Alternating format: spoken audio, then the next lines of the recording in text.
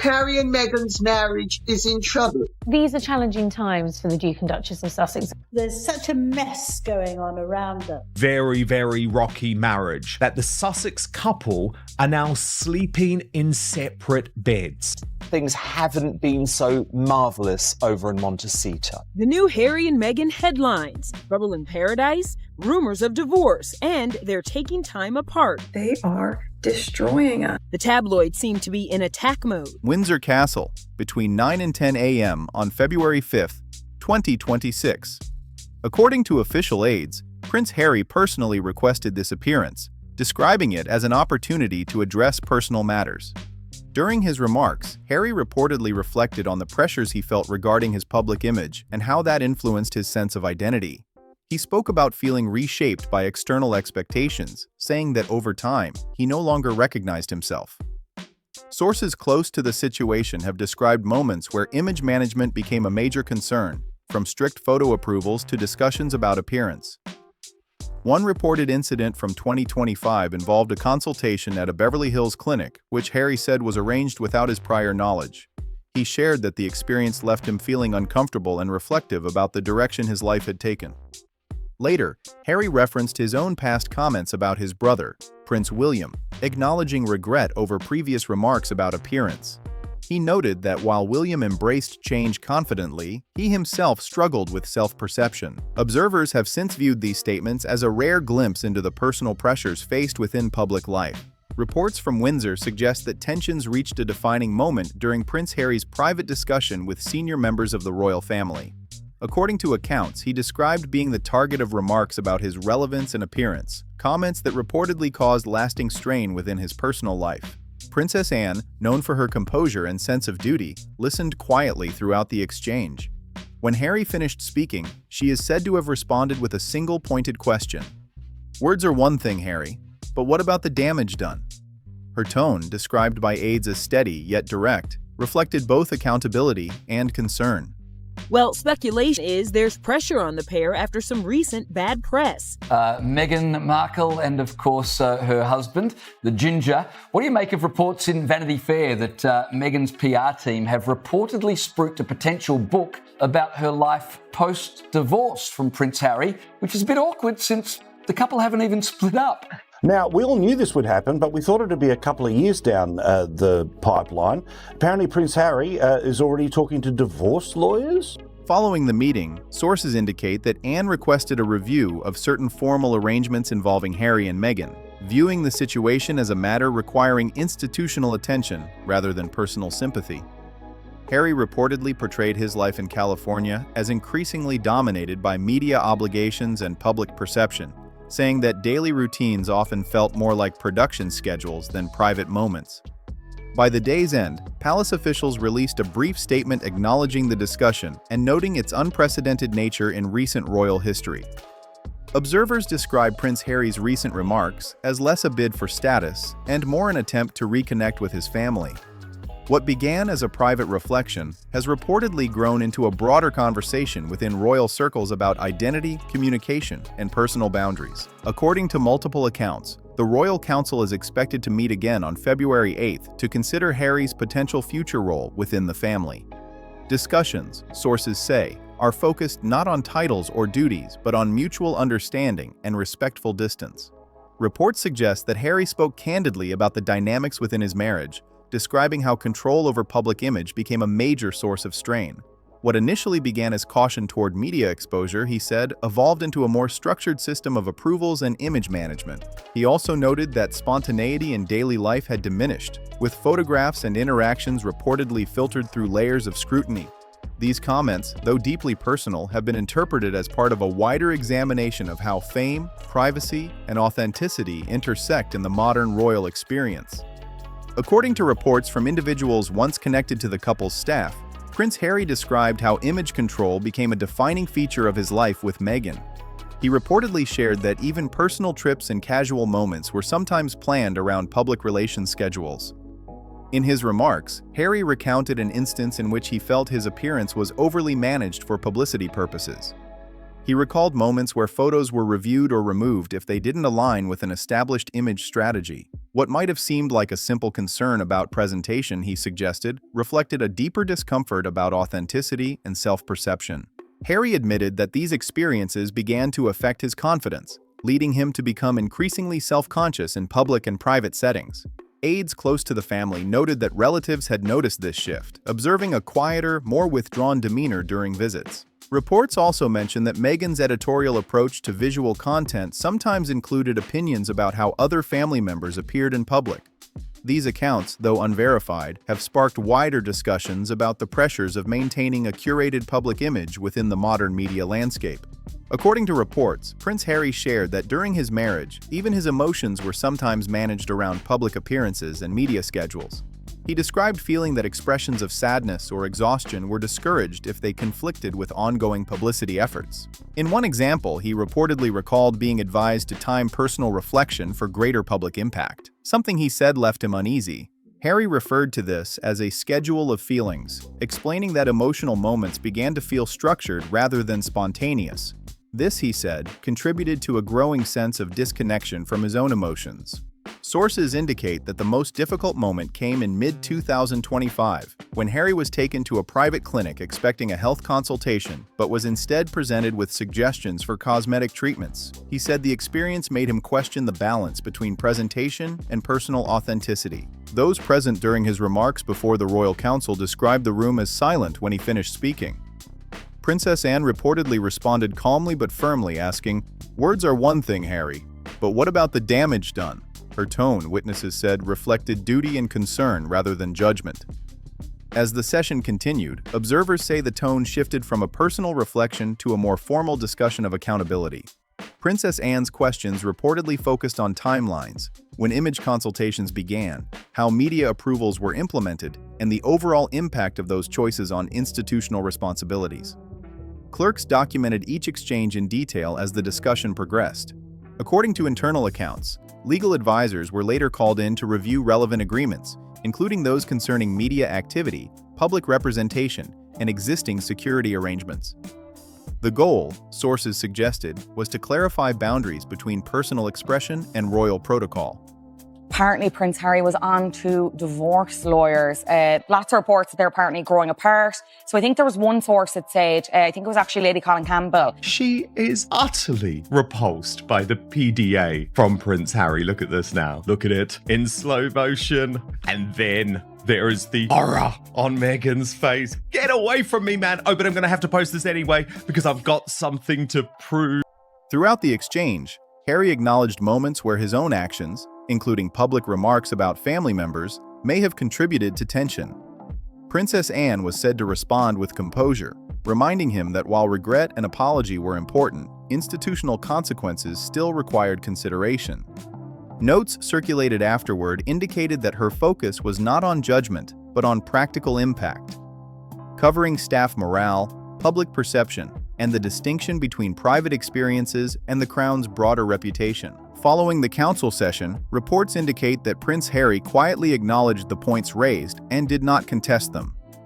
Later that same day, Buckingham Palace released an unusually swift public statement, said to have been prepared under Princess Anne's supervision and reviewed by senior advisors.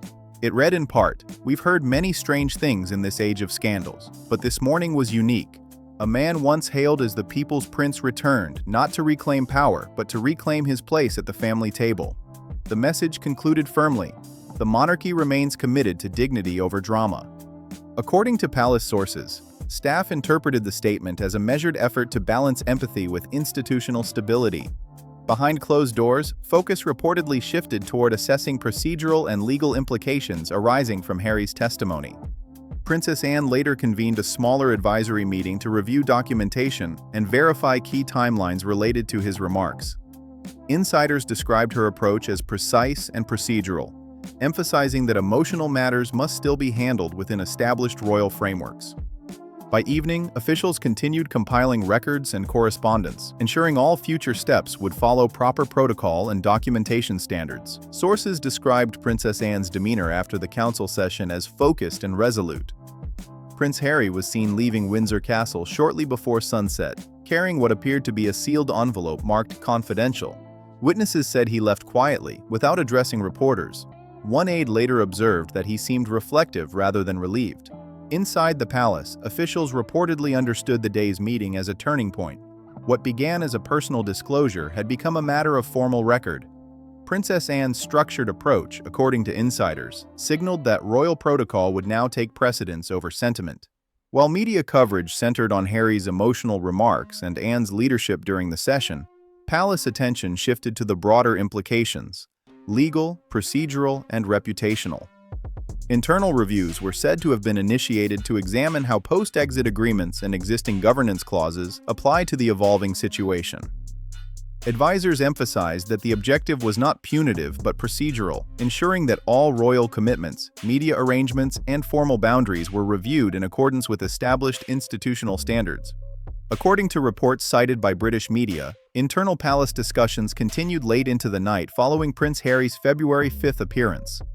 Sources suggest that Princess Anne convened a small review committee to examine procedural and compliance matters related to previous agreements between Harry and Meghan. Documents referenced in several outlets describe the tone of the meeting as methodical rather than emotional. One aide reportedly commented that Anne doesn't make threats, she initiates procedures, reflecting her emphasis on process and accountability. The committee's focus, according to leaks, was on verifying adherence to established royal frameworks and ensuring that proper communication channels were maintained. While the specifics of those reviews remain confidential, palace officials have not disputed that additional oversight measures were set in motion. Shortly afterward, sources indicated that Princess Catherine submitted a private memorandum to Anne's office, underscoring the broader effort to maintain stability and transparency within the royal institution. According to reports from multiple UK outlets, Princess Catherine submitted a carefully worded letter following the February 5th council session. Described by insiders as thoughtful and diplomatic, the correspondence proposed a neutral process to help restore stability and ensure transparency within ongoing family discussions. So many times how Harry is so much better on his own, and the evidence appears to keep adding up. Louise, is there more than just a professional separation? Observers viewed the move as a sign that Catherine was taking on a more active institutional role, aiming to balance empathy with procedural clarity. Meanwhile, Meghan's legal representatives reportedly filed a jurisdiction claim in California court, challenging any potential cross-border oversight. Legal experts noted that this step highlighted the complexity of managing international governance matters involving public figures. Palace aides described the situation as a legal rather than personal dispute, with both sides seeking to define their boundaries under separate frameworks. As of early February, officials emphasized that all related matters remained under confidential review, with no public comment expected in the near term. According to accounts from those familiar with the February 5th council session, a key moment reportedly shifted the tone from personal reflection to procedural action. Princess Anne is said to have temporarily left the chamber before returning with official documentation, signaling that discussions were moving into a formal review phase. As Harry's remarks circulated through the press, reports suggested that the effects were felt beyond Windsor. In Montecito, media coverage intensified, and questions were raised about the stability of the couple's public image. Additional attention centered on a series of alleged messages between Harry and Meghan that surfaced shortly before the hearing. Though neither party has confirmed their authenticity, the language attributed to the exchange reflected emotional distance and fatigue within the relationship. Following these developments, social media reactions spread rapidly, with related hashtags trending across several countries. Meanwhile, representatives for both sides have maintained public silence, allowing speculation to unfold across global news outlets. Reports indicate that Prince Harry departed California on February 3rd under official security arrangements, with some outlets suggesting Meghan was not immediately informed of his travel.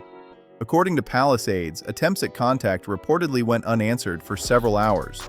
Sources close to the couple's former staff described heightened tensions at their Montecito residence following news of Harry's appearance in Windsor. One staff member, who later resigned, characterized the atmosphere as strained and emotionally charged. In the early hours of February 6th, Meghan shared a brief Instagram story featuring an image of her hand beside a copy of The Feminine Mystique with the caption, "Don't perform for an audience that doesn't clap." The post, which disappeared within hours, quickly circulated online and prompted widespread interpretation across social media and news outlets. Meanwhile, production sources confirmed that the couple's reported Netflix project, Rootless, described as a series about identity and reinvention, has been placed on hold pending further developments. Industry reports suggest that recent developments surrounding Prince Harry's testimony have prompted several of Meghan's professional partners to reassess upcoming projects. A senior media executive, speaking anonymously to Vanity Fair, noted that ongoing publicity challenges may require adjustments to future campaigns and events. According to marketing insiders, plans for Meghan's participation in an international women's empowerment summit are under review, with some advisors recommending a pause to focus on strategic rebranding. Despite speculation about a potential televised interview, sources close to her team say she has opted to remain out of the public eye for now. As of early February, Meghan has reportedly postponed scheduled appearances and brand collaborations linked to her foundation, while her legal representatives continue addressing ongoing jurisdiction matters in California. Meanwhile, the Prince and Princess of Wales maintained public duties as usual. Princess Catherine was seen visiting a hospice in Hampshire, where she briefly remarked that, "Sometimes healing begins when the noise finally stops," a comment widely interpreted as a call for calm and reflection. According to palace sources, Prince William has maintained limited communication with Harry, emphasizing that trust must be rebuilt gradually. Later that evening, at 9:42 p.m. Greenwich Mean Time on February 6th, Buckingham Palace issued a final statement said to have been drafted by Princess Anne and approved by senior royals. It read, "The royal household acknowledges the complex nature of family relationships, especially when lived in public. We extend compassion to all parties involved, but we do not condone attacks, manipulation, or dramatization of duty."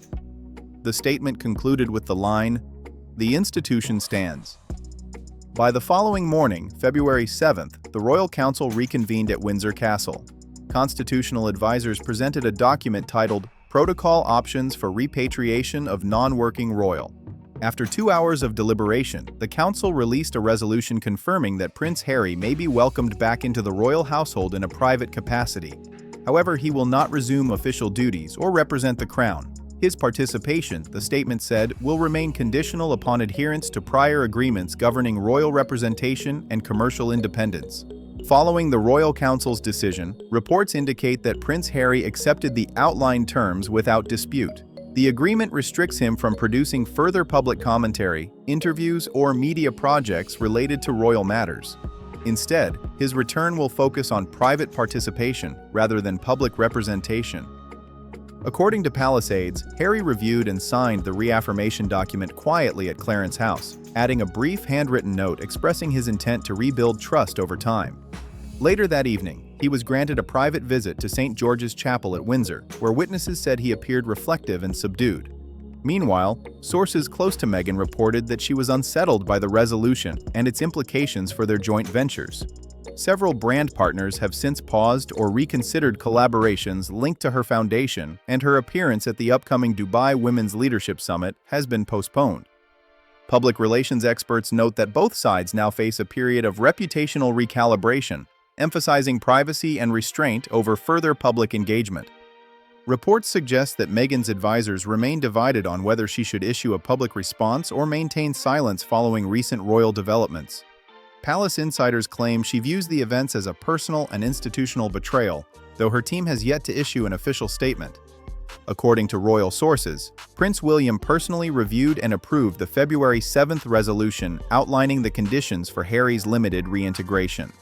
Those familiar with the discussions say William emphasized two key points: a permanent end to commercial ventures linked to royal branding, and a private acknowledgement of the strain caused by previous public statements. In private correspondence, William reportedly remarked, "Forgiveness is not the same as return," signaling a focus on accountability rather than emotion. Observers describe him as empathetic toward his brother's struggles but firm on maintaining institutional principles. Princess Catherine's influence is said to have shaped the final tone of the Council's resolution, ensuring it reflected both compassion and structure. Appearing at a veterans event in Devon, she and William presented a united front, with William noting, "Families go through challenges. Ours is no different." Observers noted Princess Catherine's calm acknowledgement as the session concluded, a quiet signal that the institution, though tested, remained steady.